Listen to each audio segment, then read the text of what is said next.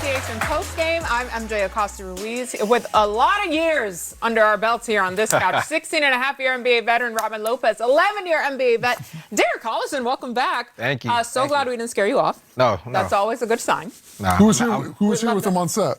Coach was here. Well, okay. you know what? Coach always makes a very good impression. Yeah, you had a good experience. We had a great group. He's so like our ambassador. For sure. He keeps it all together here. All right. Biggest initial takeaway from that Knicks-Hawks game, which came down to the wire, it was bananas, Derek.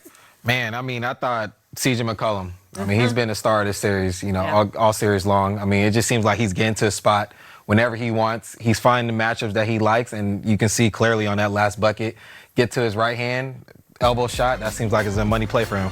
Nuts. What about for you? What was the big takeaway from this game? The team that deserved to win won the game.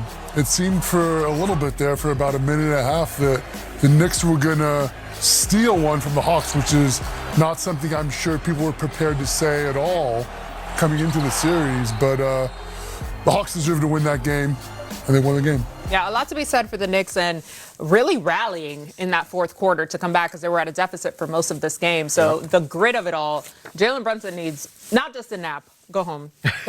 Go to sleep. All right, I know he's tired. Let's get to the highlights, folks, and show you exactly how this one played out. Jalen Brunson, as we mentioned, and the Knicks taking on Mr. McCollum and the Hawks. I'm going to call him Mr. McCollum for tonight because, wow. Series tied at 1, a pivotal game 3. Pick it up in the first. There he is, Darren. I mean. The respect is deserved, yeah, I think. Come on now. Whoop. Wait a second now. Just one moment. It's a professional scorer. Are we dancing? A little bit. Oh, my. Don't look off to the floater. Oh, man. Too soon. All right, under a minute to go in the first. There's the cap. Trying to put it on his back, truly. Is that what they call him, the cap? I thought so. Did they not call him the captain? No. Did I make that up? You're far more informed than I am. Have. I may have, but with reason. There's Kaminga. I would never doubt you, MJ, and I would never doubt him. We'll just make it a thing if it's okay. But they do. I can't confirm. Here's Cat. Come on, get in there, big fella. Cat Big dog. I like that assonance right there. His first points came early in the second. That's troubling. All right. Don't matter. I mean, come on. Come on, man. What are we doing out here? He's been this is like the epitome of playoff form. Ooh. I see you, Big O. Ooh. A Congo with Oscar a Robertson was on the floor? Oscar Robertson-esque. Good reference. All right, under 4 to go in the second. Gosh. It's giving Samba, but I don't think that's what he was going for. McCollum, 16 points in the first half. If you're giving Samba, you're doing something right, MJ. Correct. We'll take it. It's interpretive. We talk about two-way players all the time. Look at that. Denied. No. It's a nominee. It is. Okay, listen. The break, who was that? What's his name? Come on now, you. Soldier Boy, thank you. I remember the song, but my brain wasn't connecting the dots. It happens to us sometimes. To the best of We're us. at that point. All right, Cat's back in it. Yeah, he started to get cooking in the second half. Not a moment too soon, sir. Have you ever seen the cat in the kitchen? No. They're ravenous. Brunson back in it with a fadeaway. They're ravenous little sweeties. Okay, later in the third. Double J. All right, Grant Hill. And CP3 courtside. He's too muted to be, part of the Hawks organization and that run going on. Come on, Grant. Show a little emotion. Oh my God. That's a good pass. Something that was huge off the bench tonight. Yeah, 21 points off the bench, man. That's big time. Impressive. Later in the fourth, here's Jalen Johnson again.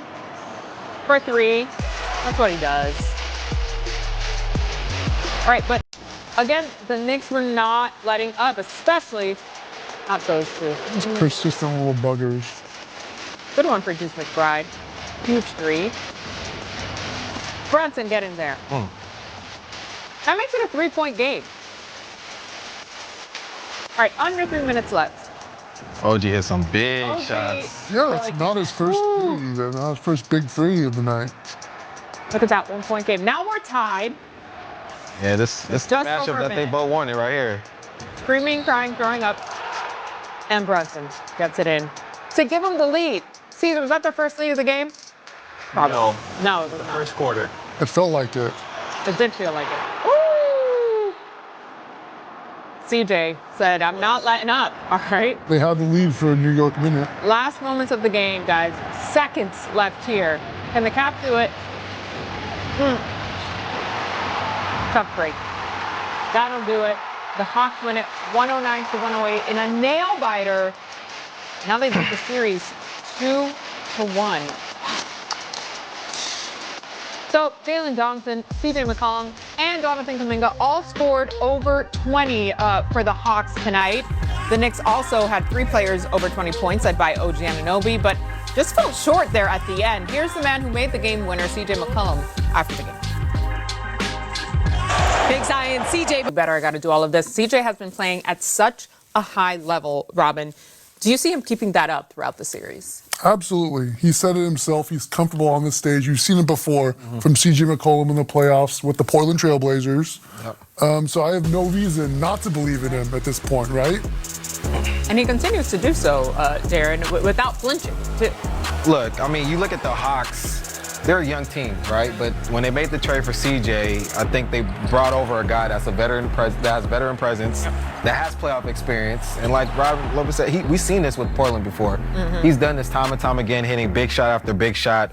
And it did seem like in the last 5 minutes, the Hawks were a little bit disorganized. But when you have a guy like CJ, that's your vet, can kind of slow things down and execute the way you want to execute, it turns out well for you. There's empirical evidence, MJ.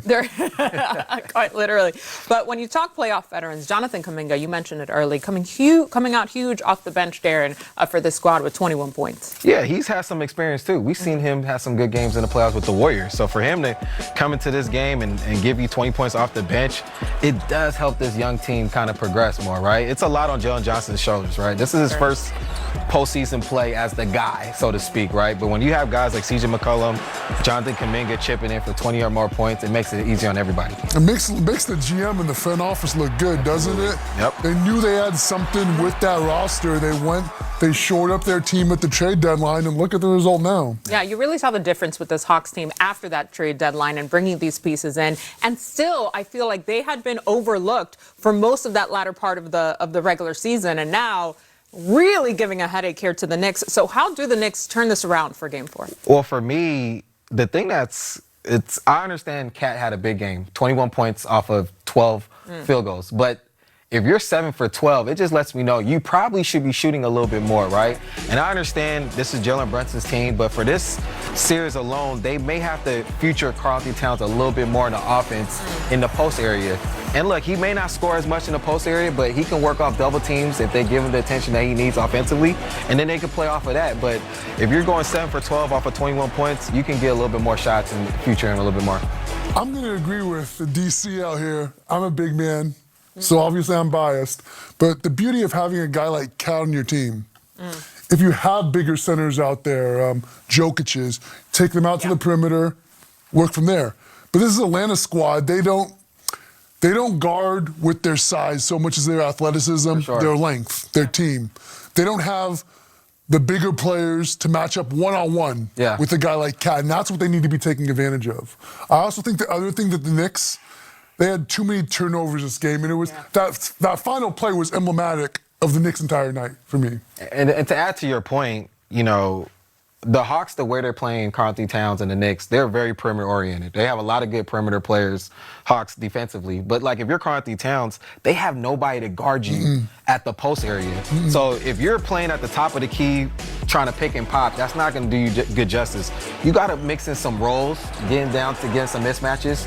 He did a good job on the rebounds, but I think they can feature a little bit more on the post area just to create a little bit more double teams and easier shots. If he keeps popping as a defender, I'm breathing a sigh of relief every time. Yeah, for sure. For sure. We do have this final play here that I want to break down with you guys on what you saw. And Robin, you said it was emblematic of what we saw throughout the night here for the Knicks. Even though they made that big push, they came so close. I really thought, oh man, they're going to do this in the final minute of the game.